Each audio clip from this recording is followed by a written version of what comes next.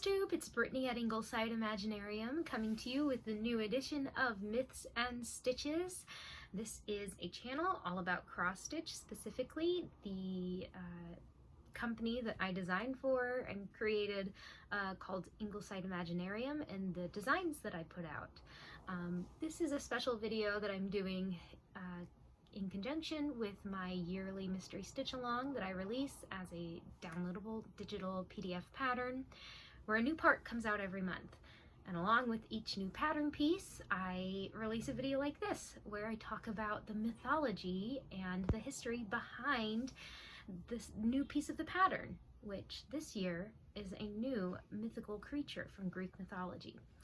Now, I'm sorry for having to say that every time. I think it has something to do with algorithms trying to play the game so that you guys can continue to see the content when it comes out and new people can find me. But I don't even know. I guess I just noticed other people doing it, so I assumed it was for a reason. But I want to, first of all, just apologize that this video is late, and also thank everybody for their patience. The newest beast that released on September 1st released a little bit late. It's been a really busy month this last month, which is why also this video is coming late to you. I'm actually filming this portion of it on Labor Day, September 6th, so yes, it's late. But I figure as long as the actual pattern piece comes out, that's the priority. And speaking of that pattern, I will show you the newest beast in our bestiary. So this piece is called the Karamos Beastiary. It comes from the ancient Greek word for clay or ceramics, keramos. You can hear how that may have turned into ceramics eventually. And it is in the shape of a Grecian urn, and it features all kinds of beasts and creatures from Greek mythology, ancient Greek mythology, so hence bestiary. And you can see here we are officially over halfway done. This was our 7th creature and our start on the, I guess technically 4th row, but our 3rd section, and it is the Mighty Centaur. All right, let me make sure he's in frame there. There you can see. This is a creature who is part man, part horse, specifically the torso and upper body of a man, stuck right where a horse's neck would be. And he is holding, rather threateningly, a branch with leaves on it. And he might want to hit you with it. Most centaurs were not very nice, so I'm going to go into that when we transition into our stitching and storytelling portion of this video. But yeah, this is the centaur. I'm pretty pleased with this. I say it every time, especially when there is a human aspect to the creature, but I don't do a lot of people, so the fact that he looks like a guy is nice for me. A funny story about this: when I was stitching, I thought I had finished him, and then I realized I forgot his red eyebrow. I don't know if you can see that there, but I put it in and it actually did add to it. So anyhow, that is the centaur. Let's take a look at it one more time.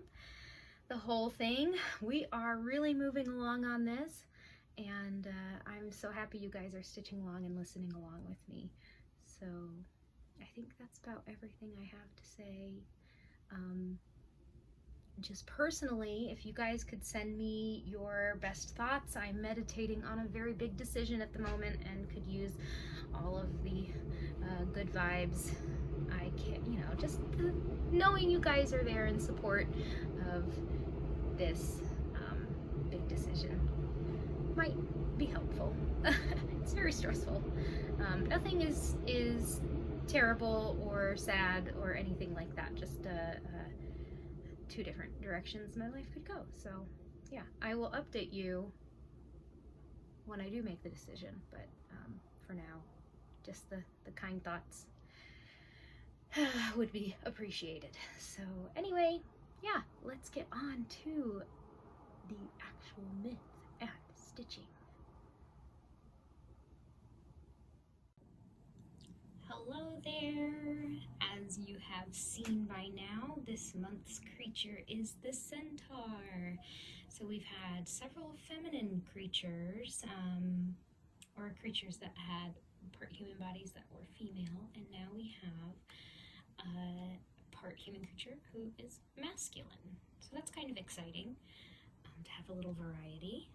And a little bit about the Centaur. As you can see, it is a chimeric creature. You know, it is made up of more than one species, and those species are the horse and the human. Mix between a horse and a human. Most commonly depicted, especially nowadays, as the, human, torso, arms, head, attached where the neck of a horse should be on a horse's body. So you have, a man's torso with the horse's body stuck right on top where the horse's neck would be,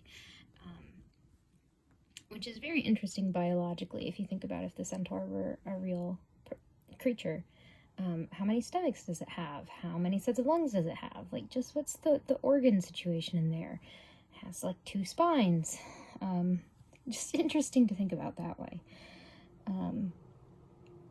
But something interesting about centaurs is that even the centaurs that you see in Greek portrayals, ancient Greek artistic portrayals, look a little different. So yes, while most centaurs were depicted like this fellow that we're stitching on right now, there are a few specific centaurs who are depicted, similar half man, half horse. However, the half man part is the entire front part of the horse, or part of the creature. So you have a normal man with a horse's rear end stuck to his butt. So that's quite interesting. If you look up centaurs, ancient Greek pottery, you'll see some of those. And those centaurs are often wearing robes as well. They aren't, naked like their more uncivilized brethren. And there's a reason for that. There are very specific centaurs who are portrayed either way. There are also centaurs who are portrayed with horns on their heads. Who are a very specific family of centaurs. So let's go ahead and dive into that. I did take some notes for this section because there are a lot of names. So I will admit that in trying to keep all of these family trees straight, I did have to take some notes. So first let's speak about the most common centaur, the family that our friend here belongs to. And that is the descendants of a King Ichthyan. So King Ichthyan was a king in, the one thing I did not write down was where his kingdom was. But I think it was Thessaly, I want to say. And this king, Ichthyan, killed his own stepfather, which patricide was no small crime in ancient Greece, even though Zeus did it himself. This crime was so great that the only one who could absolve and kind of purify Ichthyan of this crime, of this murder, was Zeus himself. And so Zeus did. He had no beef with Ichthyan yet. However, along with the process, Zeus invited King Ichthyan to a feast up on Mount Olympus, and Ichthyan attended the feast, probably got a little drunk off of the godly ambrosia up there, the nectar of the gods, and he saw Zeus's wife Hera, the queen of the gods, and thought that she was the most beautiful creature that he had ever laid eyes on, and he must have her. And so he began making advances towards Hera. And of course, Zeus, even though he had quite a wandering eye, did not approve of Ichthyan's attention toward Hera. And rather than just send Ichthyan away or kill him, he decided he was going to trick him and kind of get the best out of him. or you know, play a trick on him. So Zeus found a cloud nymph called Nephele, and he formed her in the shape of Hera. So this cloud nymph Nephele appeared to Ichthion, and Ichthion fell for the trick, hook, line, and sinker, and he ended up sleeping with this cloud nymph instead of Hera. And sure enough, the cloud nymph got pregnant, and the resulting child, King Ichthion's son, or sons, it depends on which version of the story you hear. Either this cloud nymph gave birth directly to an entire race of centaurs, who then were considered so beastly they were sent into the hills of Ichthion's kingdom to live on their own. Or the other version is that Ichthion and Nephele had only one child, and that child was Centaurus. And when King Ichthion was presented with this monstrous creature, the son, Centaurus, was apparently not the nicest to look at, was, you know, not an attractive creature or person to have around.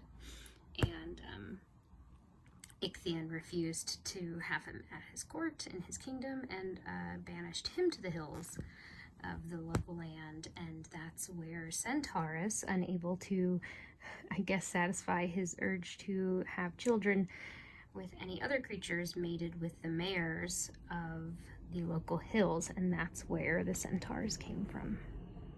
So that is where your average centaur likely came from, the union of King Ichthion and Nephele, as a result of Zeus's trick, after King Ichthion was hitting on Hera and paying her some unwanted attention.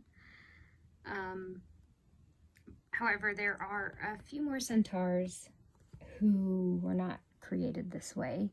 And a group of those are an exception because they are portrayed with horns. And this specific herd of centaurs were said to reside on Cyprus, the island of Cyprus. So these centaurs came about living on the island of Cyprus because Zeus happened to be amorously chasing Aphrodite, the goddess of love and beauty, and she was running away from him because she was not into it, and she was able to escape, leaving him kind of all by himself on the island of Cyprus. And in his frustration and unable to be satisfied in another way, he quote-unquote spilled his seed upon the land of Cyprus, and these horned centaurs were created from the places where his seed hit the ground. So if you see centaurs with horns on them, they're likely the children of Zeus and of this specific herd of centaurs. There are one other centaur who I want to talk about, his pedigree, and he's probably, and actually arguably, the most famous centaur there is, and that is Chiron. Chiron is one of the two centaurs in these artistic visual representations of the ancient Greek myth. You know, in ancient Greek mythology, one of the two centaurs who are portrayed with the entire front human half dressed in robes, participating in really noble pursuits, whereas the normal centaurs are often, you know, shown, as I said, naked, and often partaking in activities that are not so nice. But Chiron And the reason that he is different from all the other centaurs is because he was not born of that union between Ichthyon and Nephili. Instead, he is actually Zeus's half-brother. His dad was the Titan Kronos, and his mother was a nymph called Philyra. And Kronos, trying to get away from his wife's jealous eye, his wife Rhea was also very jealous, a lot like Zeus and Hera, and he knew he wasn't going to be able to get away with pursuing this nymph Philyra without disguising himself. So he disguised himself as a stallion and was able to bed her. And she became pregnant with Chiron. And when Chiron was born, he was born in this form of the centaur, half man, half horse. And his mother wanted nothing to do with him, unfortunately. And so she abandoned him, but he was lucky in that the god Apollo was one of the twin children of Zeus, fostered Chiron, took pity on him and fostered him, and that way Chiron was able to learn all of these more noble pursuits, including archery, medicine, music, specifically the lyre, and prophecy. And whereas the other centaurs were content to, run around the hills, just like having these really pleasure and more bestial lives, I guess. Chiron was known to be civilized and actually ended up training a lot of the famous Greek heroes in all of those subjects that I mentioned.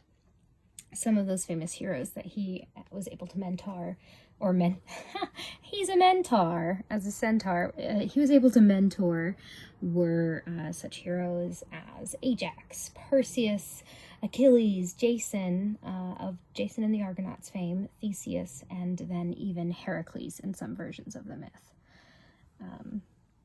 So he used his learning and his training that he got from Apollo to train all these Greek heroes. So he's a very important figure in Greek mythology, and as a half-brother, children of Cronus and a half-brother to Zeus, he had immortality as well. So that comes into play in the rest of his story.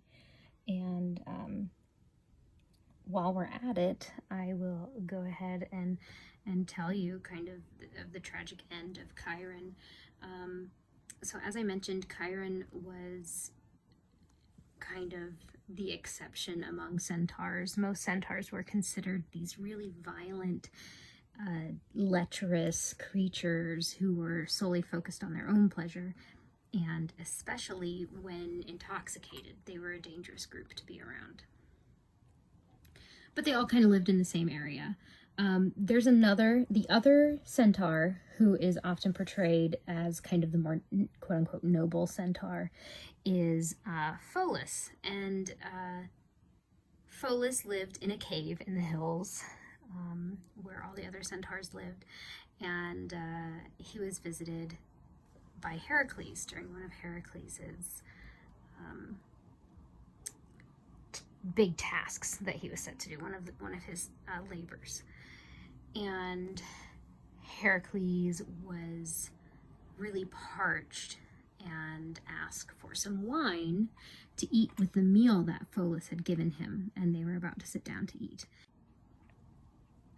So Pholus didn't have wine to offer Heracles because he didn't usually partake in that when he was eating. centaurs were known to take their food without any, raw, without any extra necessities. And he was kind of taken aback and flustered that he was requested this. And Heracles was very firm in his request that Pholus supply him with some wine to have along with his dinner. And Pholus remembered, wait a second, he did have some wine, some very special wine, some very potent wine. It was a jug of sacred wine that had been given to him for safekeeping by Dionysus. And Dionysus, if you haven't heard of him, he's pretty much the party god. He's all about revelry. He's about, wine and grapevines and kind of leisure and focus on the fun and fine things in life. And he actually, if I were a member of ancient Greek society, would probably be my patron god, because he is also the god of performing arts. So that's pretty cool. But anyway, Dionysus had given Pholus this jug of sacred wine to keep safe. And Dionysus had instructed Pholus that it was to remain closed until the time when it was supposed to be opened. And Pholus was kind of, like I mentioned, flustered at the fact that, oh, here is this great hero requesting wine, and he didn't have any to provide, that he was like, well, I'm sure this will do. I'm sure this will be fine. And so he opened the jug.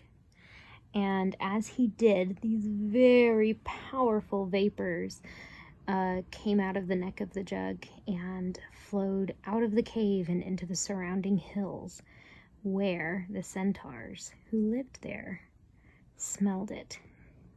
And this sacred wine was so potent and powerful that just the smell alone drove the centaurs into a frenzy, including Chiron, who is nearby.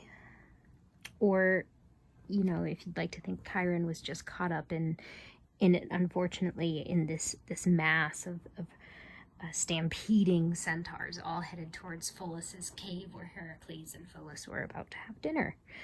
And the smell of this wine drove them to try and enter that cave at any means necessary, including killing those who were inside so they could get the sacred wine.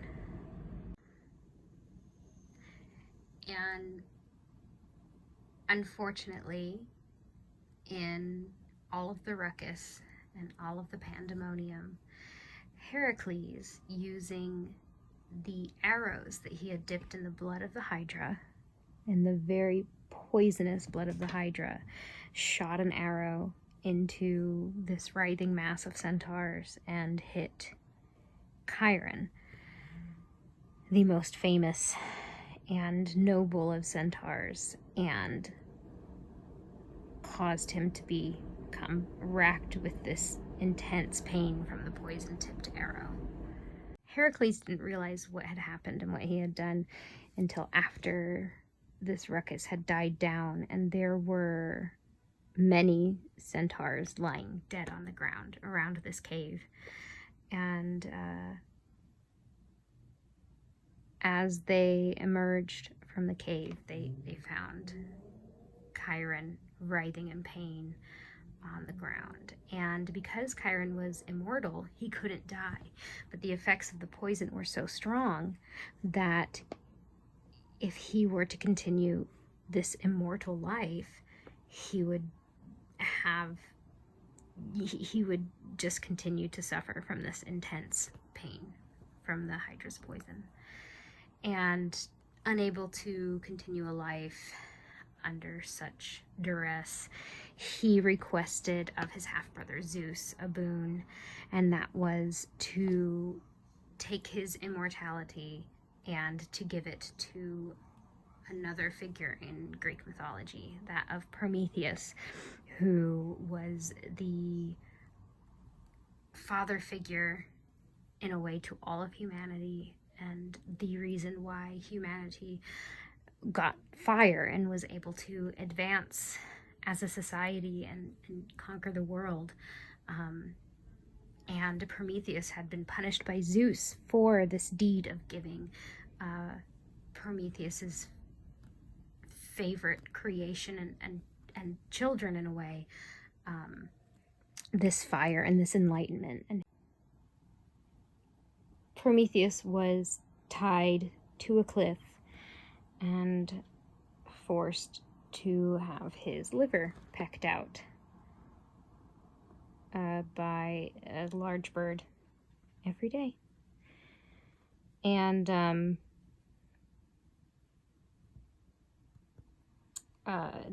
Chiron gave up his immortality so that Prometheus could use it. And Zeus thought so highly of his half-brother Chiron that once Chiron did finally pass away, free from the suffering of the poison,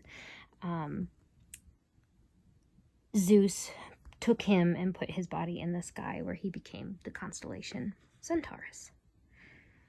And that is more or less the story of Chiron.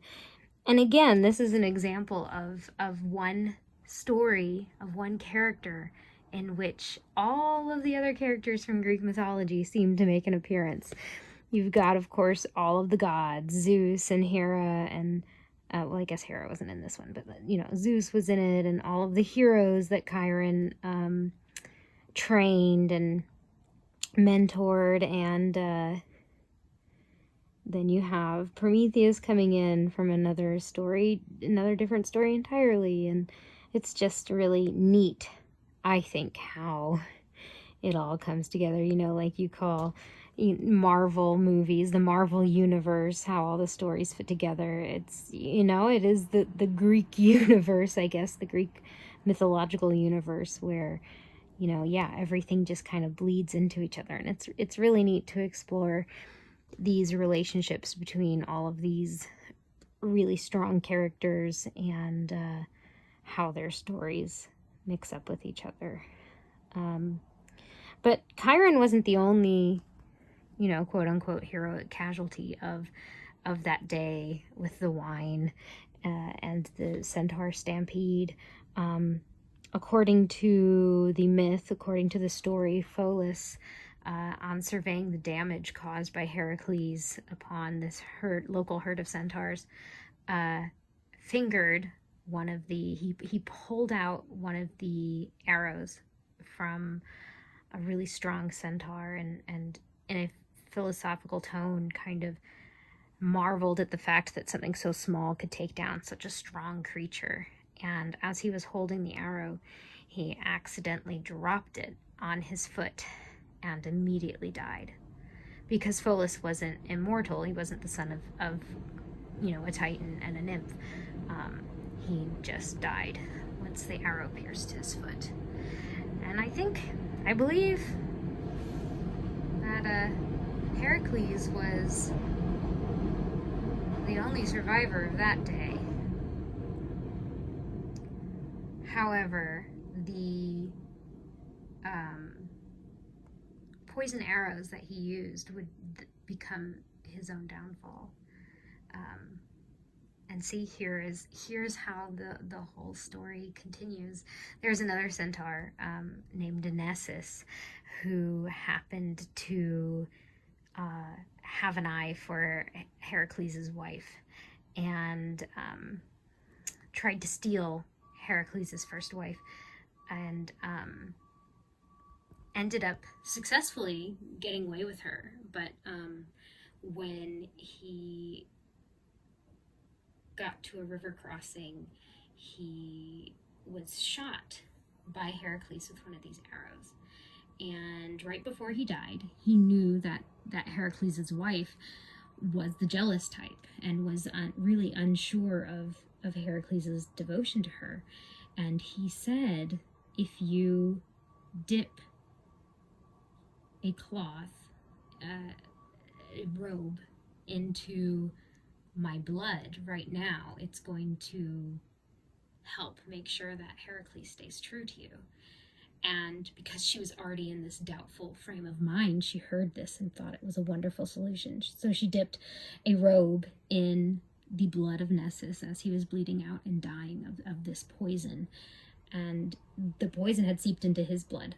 So now this robe that Heracles' wife had dipped in the blood of Nessus was also poisoned.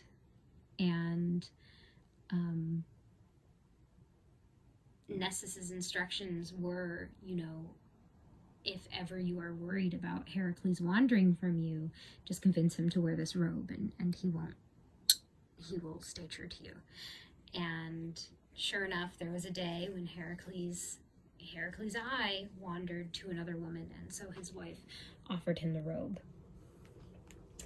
And as she handled the robe, some of the poison dipped onto the floor and hit the floor with a hiss as steam emerged, and she realized that Nessus had lied to her and it was poisoned. But it was too late because Heracles had already put the robe on and had been poisoned himself. And that's when Zeus intervened and was able to bring Heracles up to Mount Olympus to join his brethren and his relatives up there. So even, these poison-tipped arrows from the Hydra, up here, ended up being Heracles' downfall, as well as Chiron and Phoebus. And there's one more big famous story that the Centaurs feature in. And that is the story of the Centauromachy, which was a huge battle between I think it's the Thessalonians, but I could be wrong. But it was between the local people who Ichthion was king of, and then of course the tribes of centaurs, the herds of centaurs that lived in the hills around the kingdom. And King Icthion's more natural son, because he did have a son besides either centaurs or the centaurs, whose name was, I don't know if I'm going to say this right, but Perithous. I'll spell it out here. But he was to be married to a woman named Hippodamia. And because the centaurs were technically his brothers, they were all invited to the wedding and the wedding feast. And as I've mentioned before, even though the wine was not potent, sacred wine directly from Dionysus, once the wine began being poured, the centaurs, they had tried to be on their best behavior, but once the wine was broken out, they got a little rowdy, and one of the centaurs decided that he wanted the bride for himself. So he ended up attempting to steal the bride, and of course the king's family thought, the groom's family were very upset about that, did not appreciate that at all, and began to, attack that centaur, hoping to get the bride back, which of course then, everybody's got a side. So the centaurs, all the other centaurs, leapt into the fight, and thus became this famous wedding brawl, which is as famous as it is because it actually is one of the scenes featured on the Parthenon, in the carved relief motifs on, I think it's the top of the Parthenon. So it's one of the stories that was chosen to depict, or to be depicted on that great work of architecture. So fortunately for the human side of things, two of the guests at this wedding were some pretty great heroes. Theseus, who we will talk about eventually in this stitch along, who was a great hero, was able to take down a bunch of centaurs during this big battle. And then another local hero named Cineas, I believe, he was able to take down a lot of centaurs too. However, he did not he didn't make it out of the battle, I guess we can say. So this hero, Cineas, he was known for having a supernatural ability, and that was that he could not be harmed by regular weapons. And the centaurs, you know, they didn't have swords. The only centaur who really knew archery was Chiron. The other centaurs used really primitive weapons, such as boulders and big branches from the trees in which they lived, which this guy here in our stitch along, he's armed with a branch. And so Cineas was doing pretty well until the centaurs realized that they were going to have to all team up and kind of pile on this really strong combatant. And so what ended up happening is that so many centaurs began beating Cineas into the ground that eventually he just disappeared into the ground and was never seen again, believe it or not. That is how his story ends. But he was immortalized in the story of the Centauromachy, which, like I said, is this big battle that the centaurs were known to have taken part in. Now, centaurs are a common sight in modern fantasy settings. You have centaurs in books like the Chronicles of Narnia, you have centaurs in Harry Potter, you have centaurs in, I guess, I've never read them actually, but the Percy Jackson series, and some of the key features of centaurs and kind of the stereotypes of centaurs have prevailed through the years. You have some of these portrayals are, you know, kind of the noble warriors, such as Chiron was, but I guess in Percy Jackson, the centaurs are kind of big party animals. And in Harry Potter, even though they do focus on prophecy and astrology, and being able to kind of tell the future and know the future through the stars, and in that story, they kind of keep to themselves, but in the end, in a very key plot point, they are also shown still to be very brutal and savage in a way. So there are still, you know, tastes of what the original stories about centaurs and how they were portrayed in those stories.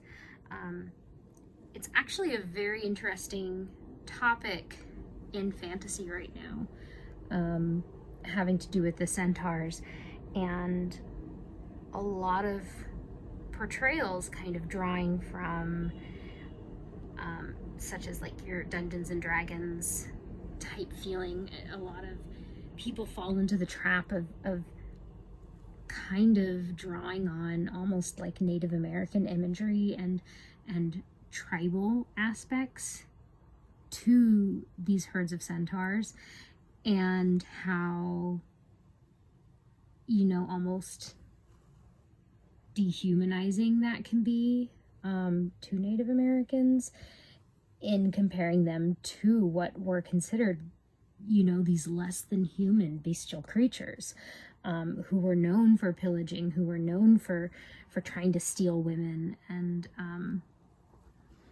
how that's maybe not the smartest way to be inspired by Native American cultures, is to make them into these non-human, really kind of primitive creatures. So I've actually seen a lot of discussion about centaurs in modern day fantasy, and kind of a better way of portraying them and a more respectful way of using maybe some Native American culture as an influence in your fantasy setting.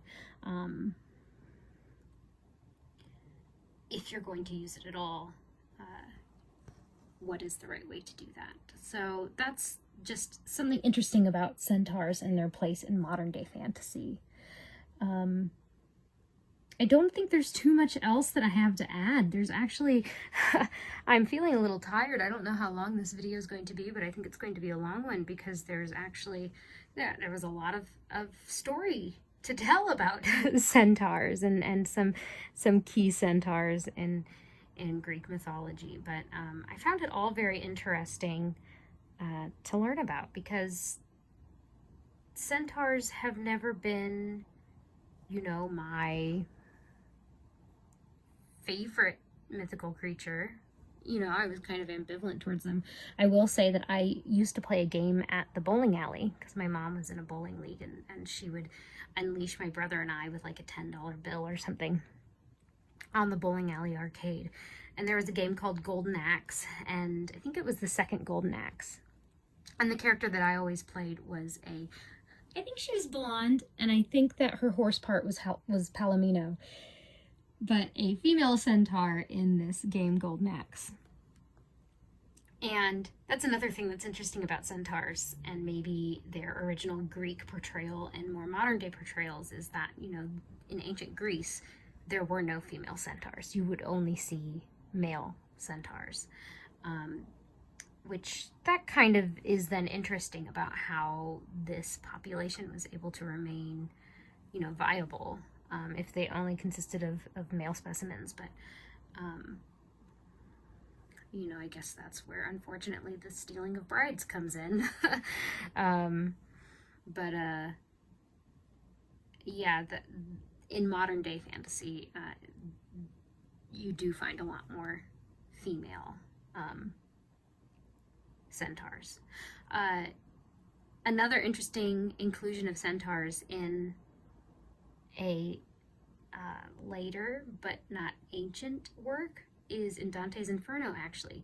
All three of the famous centaurs that I mentioned today, Chiron, Pholus, and Nessus, are featured as archers keeping these souls that are doomed to swim in the fiery lava river. If they try to reach the shore, if they get close enough to the shore to start to find some relief, they are peppered with arrows by these centaur guardians until they are forced to retreat back into the depths of this fiery river. So according to Dante, that is the new role of the centaurs in the Inferno part of that whole situation. But yeah, I think that's about everything. I'm sorry, I think the noise was probably a little worse in this edition. I was having trouble finding the time on the weekends this month to film this for you guys, so I'm filming after work, and you can definitely tell that it's rush hour with the trains and the traffic. So I'd like to apologize for that and hope that next month will be a little better, and also hope that you guys learned something new about centaurs that maybe you didn't know before, and that you enjoyed the video. Thank you again for all your support. It really means a lot, and I'm having fun learning and exploring about all these creatures so that I can then teach you guys about them, and so I hope that you're having fun too. And with that, I will go ahead and, well, hold on. I kind of want to get this centaur's other peck here, just so he doesn't look so weird. So let's do some peck stitching here. Give me 1 second. Need to go 2 over. Didn't do myself any favors designing this with black stitches. It's so hard to see sometimes. And then let's do just the rest of this stick so that we have something that makes sense here. Doesn't look weird. Okay, well, it still looks a little weird, but you know, I think that's about, let's do this, here we go. I think that's it. All right, there we go. We'll leave it at that. At least we got his face in and his long horse ear. I like that detail.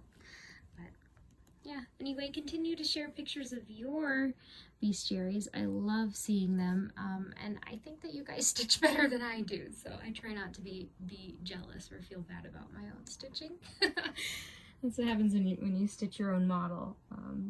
But yeah, anyway, thanks again, y'all, and I'll see you next month with a new creature. Have a good September. Bye.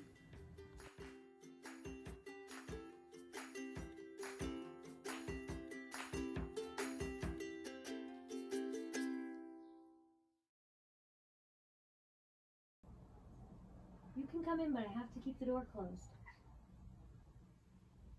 Come in. I'm gonna close the door. You have to make a choice. Bye. Bye. You coming in?